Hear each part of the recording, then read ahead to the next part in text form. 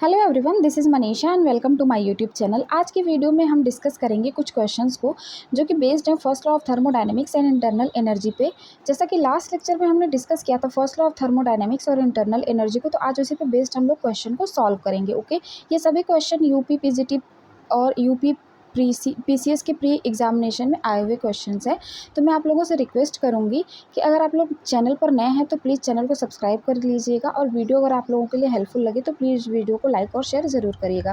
तो आज की वीडियो हम शुरू करते हैं। देखिए, पहला क्वेश्चन जो है वो ये दिया हुआ है, the temperature of a mole of diatomic gas is raised at constant volume at 10 degree Kelvin, the amount of heat added to the gas is. तो ये पूछ रहा है इसमें कि कितना अमाउंट ऑफ हीट जो है वो ऐड होगा गैस में कि इसका टेम्परेचर 10 डिग्री केल्विन जो है वो राइज हो जाए, जितना भी टेम्परेचर है उससे। ओके, तो अब यहाँ पे देखिए, हम लोगों ने डिस्कस किया था कल फर्स्ट लॉ ऑफ थर्मोडायनेमिक्स के बारे में कि जितना भी अमाउंट ऑफ हीट जो है गिवन टू द सिस्टम वो कहाँ कहाँ खर्च होती है, इंटरनल एनर्जी को इंक्रीज़ करने में, और कुछ जो वर्क डन होता है सिस्टम पे, वर्क डन सिस्टम करता है, work done by the system उस पर। ठीक है, तो यहाँ पे देखिए कि जो डी डब्ल्यू होता है वो क्या होता है, पी डी वी। अब ये जो डी वी है वो क्या है, चेंज इन वॉल्यूम है। तो यहाँ पे क्वेश्चन में दिया है कांस्टेंट वॉल्यूम। अब देखिए, जब कोई भी क्वांटिटी कांस्टेंट होती है तो उसका जो डिफरेंशिएशन होता है वो क्या हो जाता है, ज़ीरो होता है। तो यहाँ पे जो डी डब्ल्यू है वो क्या हो जाएगा, जीरो हो जाएगा, क्योंकि यहाँ पे जो वॉल्यूम है वो कांस्टेंट दिया हुआ है क्वेश्चन में। ओके, तो अब देखिए, जब ये वाला टर्म जीरो हो जाएगा तो इसमें क्या बचेगा, D Q equals to D U, यानी कि जो heat given to the system है वो किसके बराबर होगी, यहाँ पे इंटरनल एनर्जी के ही बराबर हो जाएगी। ओके, तो अब देखिए, जो इंटरनल एनर्जी के फॉर्मूला होता है वो क्या होता है, D U equals to N C V D T. अब क्वेश्चन में दिया हुआ है 1 मोल है और जो गैस है वो कैसी है, डाया एटॉमिक है। तो यहाँ पे एन की तो वैल्यू 1 मोल दे दिया हुआ है। ठीक है, एन की वैल्यू क्या है, 1 मोल दिया है। और जब सी वी हम कैलकुलेट करेंगे तो सी वी के लिए क्या फॉर्मूला मैंने बताया था, F/2 इंटू आर। एफ क्या है, डिग्री ऑफ फ्रीडम है। और गैस कैसे दी हुई है, देखिए यहाँ पे डाया एटॉमिक। तो डाया एटॉमिक गैस के लिए जो नंबर डिग्री ऑफ फ्रीडम की जो वैल्यू होती है वो क्या होता है, 5 होता है। तो यहाँ से ये सी वी की जो वैल्यू है आ जाएगी 5/2 इंटू आर। ओके, तो अब देखिए ये पूरा डी यू कितना हो जाएगा, n multiplied by 5/2 into R. और जो डी टी है वो चेंज कहाँ तक हो रहा है, 10 डिग्री केल्विन तक हो रहा है। ठीक, तो यहाँ से ये कैंसिल आउट हो जाएगा, ये 5 और ये जो डी यू है आ जाएगा कितना, 25 आर। अब देखिए, यही जो डी यू है वो किसके बराबर है, डी क्यू के बराबर है।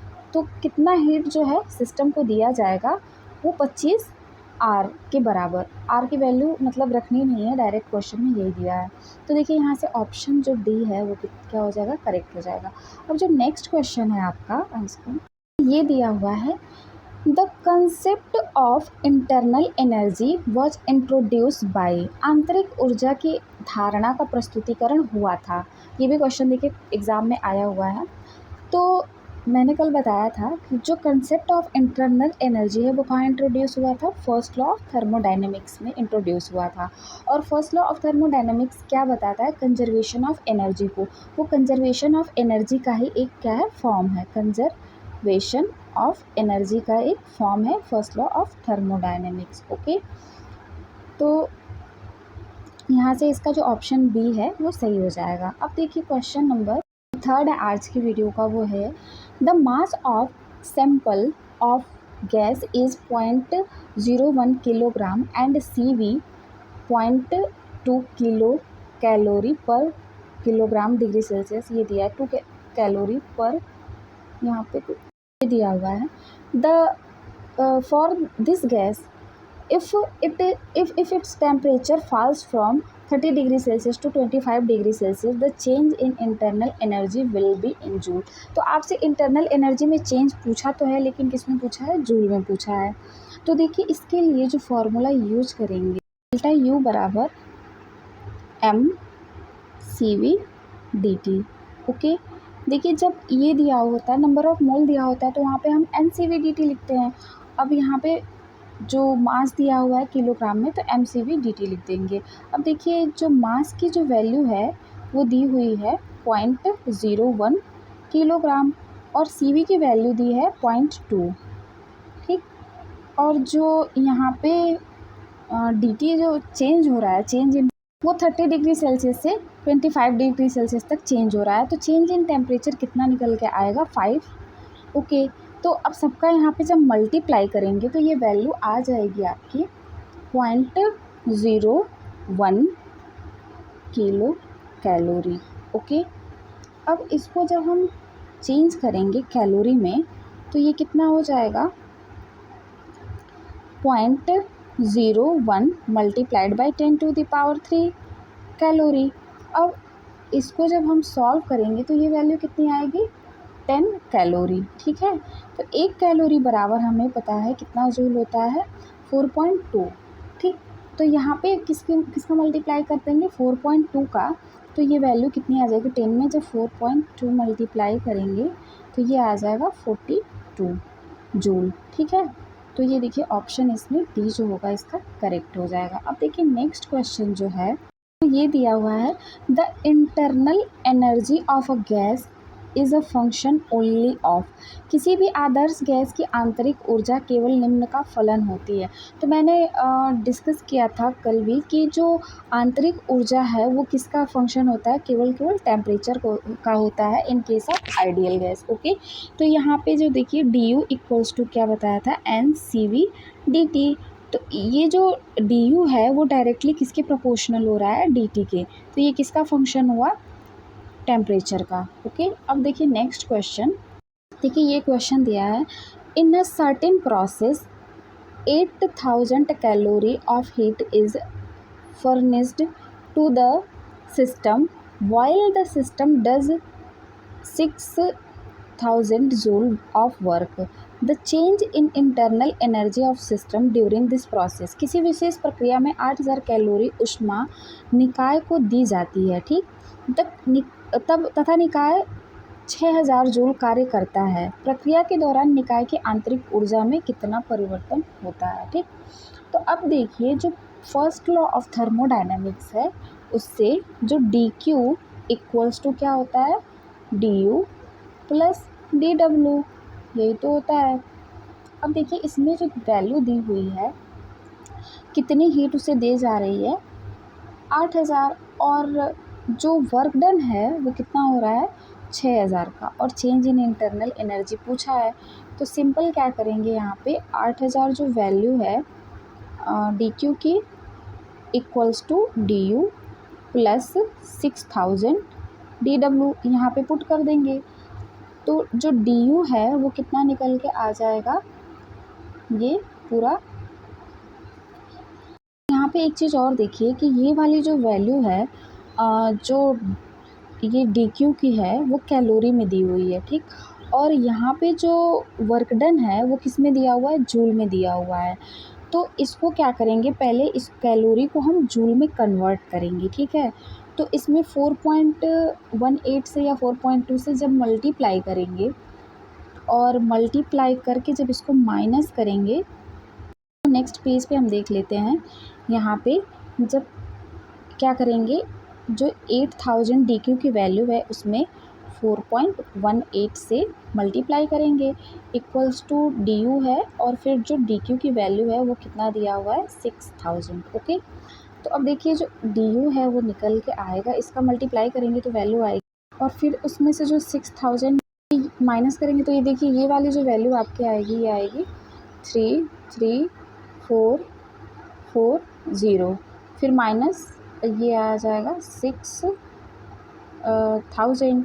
तो ये देखिए ये वैल्यू आएगी 27440, ठीक है, ये du की वैल्यू आएगी। तो जो du इक्वल्स टू निकल के आएगा, अब इसको हम किस में कन्वर्ट कर लेंगे किलो जूल में। तो किलो जूल में जब कन्वर्ट करेंगे तो ये वैल्यू आ जाएगी 27.44 है, तो या तो हम 44 ही लिख देते हैं यहाँ पे, या 5 लिख देंगे, जो भी है एक अप्रॉक्सीमेट वैल्यू अगर लेंगे तो 5 लिख देंगे किलो जूल। तो यहाँ पे देखिए जो इस क्वेश्चन का ऑप्शन है इस वाले में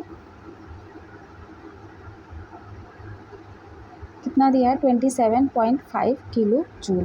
ठीक, तो ये जो ऑप्शन सी जो होगा इसका क्या हो जाएगा, करेक्ट हो जाएगा। ओके, अब देखिए नेक्स्ट क्वेश्चन जो है, तो यहाँ पे ये दिया है the ideal gas is compressed at a constant temperature is its internal energy will be. एक आदर्श गैस को स्थिर ताप पर जब संपीड़ित किया जाता है तो उसकी आंतरिक ऊर्जा क्या होगी। तो यहाँ पे देखिए जो इंटरनल एनर्जी आइडियल गैस के लिए होती है N C V D T. तो यहाँ पे क्या बोल रहा है, कांस्टेंट टेम्परेचर को। ठीक है, तो जब टेम्परेचर को कांस्टेंट रखा जाएगा तो ये वाली वैल्यू क्या होगी, ये ज़ीरो हो जाएगी। ठीक, क्योंकि ये जब डी टी हम लिख रहे हैं तो ये क्या है, चेंज इन टेम्परेचर है, और जब किसी भी कांस्टेंट वैल्यू को डिफरेंशिएट करेंगे तो ये क्या होता है, ज़ीरो आ जाएगा इसका वैल्यू। ठीक, तो यहाँ पे देखिए जो डी यू हो जाएगा वो क्या होगा, ज़ीरो के बराबर हो जाएगा। अब ये जो डी यू है ये क्या है, चेंज इन इंटरनल एनर्जी है। ठीक है, तो देखिए नेक्स्ट पेज पे देखते हैं, ये जो डी यू है वो क्या है, चेंज इन इंटरनल एनर्जी है। तो यानी कि ये you final minus you initial की ये वैल्यू होती है। यही तो होता है डेल्टा यू या फिर डी यू। मैंने ये भी बताया था कि किसी भी सिस्टम की एग्जैक्ट इंटरनल एनर्जी कैलकुलेट करना इम्पॉसिबल है। हम क्या निकालते हैं, चेंज इन इंटरनल एनर्जी।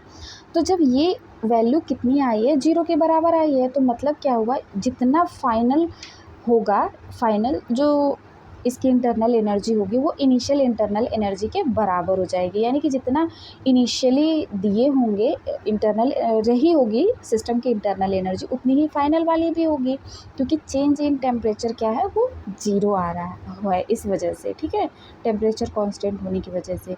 तो देखिए यहाँ पे जो ऑप्शन है इस क्वेश्चन का, कौन सा ऑप्शन करेक्ट होगा, ये ऑप्शन सी जो होगा वो करेक्ट होगा, एक समान रहेगी। देखिए इस वाले में ये भी दिया हुआ है कि शून्य होगी। अब अगर डायरेक्ट हम D U equals to zero रख देंगे, अगर ज़ीरो लेके चलेंगे तो ये ऑप्शन आपका गलत हो जाएगा। ठीक है, क्योंकि यहाँ पे पूछा है आपसे कि उसके बाद वो कितनी होगी, तो U1 और U1 बराबर U2 आएगा वैल्यू। ओके, और एक समान होगी। तो यहाँ पे देखिए जो ये क्वेश्चन भी आया हुआ है आपका 2005 में। अब देखिए नेक्स्ट क्वेश्चन जो है कि ये वाला क्वेश्चन दिया है, when a thermodynamic system is taken from state A to state B. अब ये डायग्राम में भी दिया है कि स्टेट ए से state B via path A C B, मतलब ये जाता है स्टेट ए से स्टेट बी में ए सी बी इस पाथ के थ्रू। ठीक, as shown in figure, received heat 100 joule and work done is 60 joule. तो इस केस में जब ए सी बी पाथ को ये फॉलो करता है तो वहाँ पर जो इसका जो वर्क डन जो है वो 20 जूल 60 जूल का हो रहा है, और जो 100 जूल की हीट जो है वो रिसीव हो रही है। ठीक है, अगर ये पाथ ए डी बी, यानी कि ये वाला पाथ जब ये फॉलो कर रहा है ए डी बी, यहाँ से यहाँ तक वाला ए डी बी ये वाला पाथ जब ये फॉलो कर रहा है, तो इसका जो रिसीव जो हीट है वो कितना आ रहा है इस वाले में, A D B. Work done इसमें दे दिया है 20 joule. The heat gained by the system will be. अब हीट को ही पूछ रहा है कि जूल में ये कितना होगा। इसमें हिंदी में भी एक बार रीड कर दे रहे हैं इसे। एक ऊष्मागतिकीय निकाय के लिए चित्र के अनुसार पथ ए सी बी में निकाय को 100 जूल ऊष्मा प्राप्त होती है तथा 60 जूल कार्य किया जाता है। यदि पथ ए डी बी के लिए किया गया कार्य 20 जूल हो तो इसके लिए निकाय को प्राप्त ऊष्मा का मान होगा जूल में। और क्योंकि ऑप्शन आपके दे रखे हैं यहाँ से यहाँ तक, तो चलिए इस क्वेश्चन को सॉल्व करते हैं। इसमें ये दिया हुआ है सी बी जो ये पाथ फॉलो कर रहा है ए सी बी, यहाँ से यहाँ तक बी तक पहुँचने के लिए, तो उसमें जो क्यू की जो वैल्यू है वो दी हुई है 100। ठीक, और जो वर्क डन हो रहा है वो कितना हो रहा है, डब्लू जो है 60 जूल का हो रहा है। ठीक, तो डी क्यू बराबर क्या होता है, D you plus D W. अब देखिए जो डी क्यू की जो वैल्यू है वो 100 यहाँ पे दी हुई है, और डी यू यहाँ से हम कैलकुलेट कर सकते हैं। और जो वर्क डन है वो कितना दिया हुआ है 60। तो सब जूल में ही वैल्यू दिया हुआ है, देखिए ये वाली भी जूल में है और ये वाला भी जूल में है। तो डी यू अगर यहाँ से हम कैलकुलेट करेंगे तो ये क्या हो जाएगा 40 जूल आ जाएगा। ठीक, अब इस पूरे सिस्टम की इंटरनल एनर्जी हमें मिल गई। अब नेक्स्ट वाले क्वेश्चन में ये पूछा क्या है, कितना हीट वो होता है दिया जाएगा सिस्टम को अगर ये वाला पाथ फॉलो करे तो ADB वाला। ठीक है, तो इसके लिए भी वही फर्स्ट लॉ ऑफ थर्मोडाइनमिक्स लगाएंगे सेकंड उसके लिए। अब यहाँ पे मैं लिख दे रही हूँ कि ये वाला जो लगा है ACB के लिए लगा है। ठीक, जब ये ACB पाथ फॉलो कर रहा है। अब यहाँ पे जब ADB ये पाथ फॉलो करेगा तो उसके लिए क्या हो जाएगा, same DQ equals to DU plus DW यहाँ पे भी यूज करेंगे। तो जो DQ की वैल्यू है यहाँ पे वो कितनी दी हुई है, इस वाले केस में DQ जो है दिया है आपका, देखिए यहाँ पे, सॉरी इसी में DQ ही तो कैलकुलेट करना है, यहाँ पे ये वर्क डन बस दिया हुआ है। ठीक, तो DQ कैलकुलेट करना है और DU जो है वो हमने यहाँ से निकाला 40 जूल, 40 प्लस 20, यहाँ पे जो W दे दिया है 40 दिया है। ठीक, तो DQ बराबर कितना आ जाएगा 60 जूल। ओके, तो इसमें DQ ही तो कैलकुलेट करना है, DQ कैलकुलेट करना है और DW दे रखा है। ठीक है, तो अब देखिए जो DQ है वो कितना हो जाएगा, DQ इक्वल्स टू DU जो है वो 40 जूल यहाँ से निकल आया और वर्क डन कितना हो रहा है 20 जूल का। तो जो DQ की वैल्यू है वो आएगी आपकी 60 जूल। तो इसका आंसर जो है वो कितना हो जाएगा 60 जूल। ओके, अब देखिए जो नेक्स्ट क्वेश्चन है ये दिया हुआ है, when 110 joule of heat are added to a gaseous system, internal energy increase by 40 joule, the amount of work done is. तो ये भी बहुत ही ईजी क्वेश्चन है। देखिए वही आपसे सिंपली पूछा है कि वर्क डन कितना होगा। तो हमें पता है DU इक्वल्स टू कितना होता है, सॉरी DU इक्वल्स टू यहाँ पे DU equals to DQ minus DW। ठीक, तो वर्क डन ही पूछा है और DU की जो वैल्यू है इंटरनल एनर्जी वो कितनी दी हुई है 40 जूल। ओके, और जो DQ है वो दिया हुआ है 1110 जूल और DW पूछा है क्वेश्चन में। तो DW इक्वल्स टू कितना हो जाएगा, 110 में से 40 को जब हम माइनस कर देंगे तो ये वैल्यू आएगी 70 जूल। ठीक है, तो ये ऑप्शन नंबर बी जो है वो क्या हो जाएगा, करेक्ट हो जाएगा।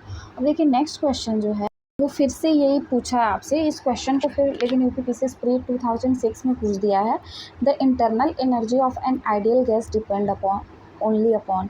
तो देखिए इंटरनल एनर्जी जो आइडियल गैस की है वो किस पे डिपेंड करती है, केवल टेम्परेचर पे डिपेंड करती है। ओके, तो ये था आपका क्वेश्चन आज का। आई थिंक हम लोगों ने 9th या 10th क्वेश्चन तक सॉल्व किया है इंटरनल एनर्जी और फर्स्ट लॉ ऑफ थर्मोडाइनमिक्स पे। तो नेक्स्ट वीडियो में हम कुछ नया टॉपिक को डिस्कस करेंगे और आज के लिए बस इतना ही। तो वीडियो अगर आप लोगों के लिए हेल्पफुल लगे तो प्लीज़ लाइक कर दीजिएगा और thanks for watching. Okay, thank you.